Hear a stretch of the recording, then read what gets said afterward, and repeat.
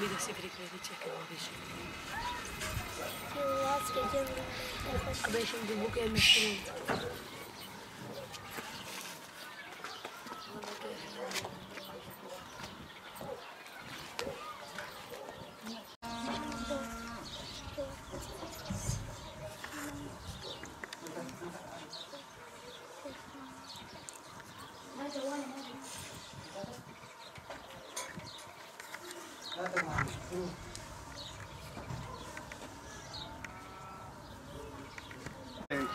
biraz rahat edin.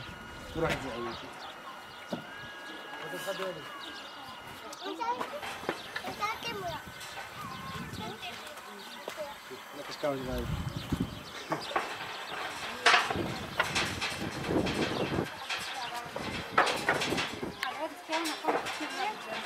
Tamam, حلها دي بطانية تحتها.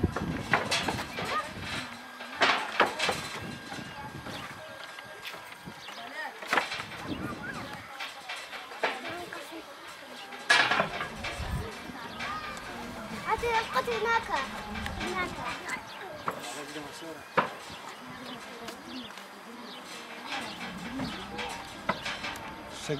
Burada küçük kızlara işkence yapıyorlar.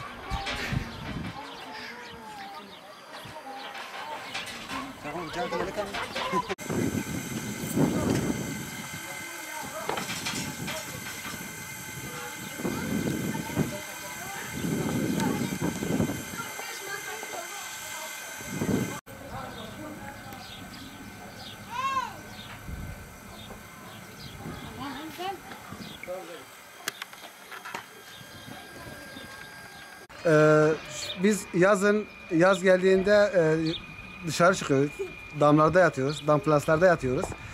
Damplaslarda yatmak tabii doğal havanın güzel sabah uyandığımızda yani rahat uyanıyoruz. Bir de elektrik tüketiminde oluyor, yardımcı oluyor zaten.